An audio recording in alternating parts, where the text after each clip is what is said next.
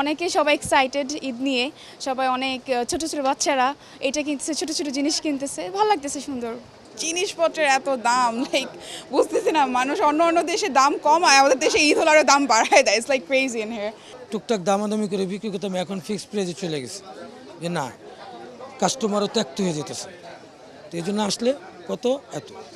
এখন কেনাকাটা হচ্ছে ছোটোখাটো জিনিস, কসমেটিক্স, জুয়েলারিস অ্যান্ড ঘরে কিছু সাজানো গোছানোর জন্য রান্নাবান্না করা হবে অনেক বেশি, সব আসবাবপত্র কেনা হবে, কিছু টুকিটাকি রান্নাঘরে জিনিসপত্র, এগুলো কেনাকাটা হচ্ছে।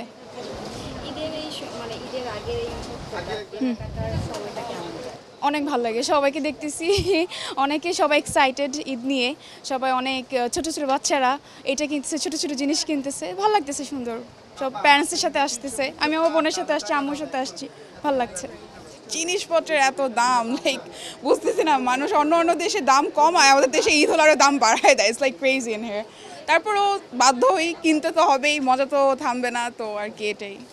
একই ধরনের ড্রেস সব জায়গায়, ভ্যারাইটিস নাই বললেই চলে। আর ভ্যারাইটিসও দামের মতো ভ্যারাইটিস নাই, সবাই বলে দেয় ফিক্সড প্রাইস, এক ফোটাও নেগোশিয়েট নেই। নিউ মার্কেটের মতো জায়গায় যদি কেউ বলে ফিক্সড প্রাইস, তাহলে তো বাদই দিলাম বাকি সব জায়গায়।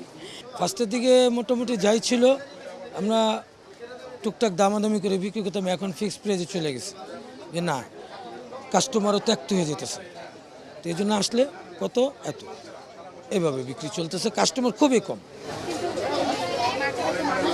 হ্যাঁ, মানুষ মানুষ দেখা যাচ্ছে, কিন্তু যেই মানুষ হওয়ার কথা সেই মানুষ নাই, কাস্টমার খুবই কম। বললাম কি, এখানে যে দাঁড়ায় রয়েছি, পিছনের কথা যদি আপনার মনে থাকে, পিছনে 2-3 বছর আগের কথা, তাহলে আপনি চিন্তা করবেন যে আসলে মানুষ আসছে কি না।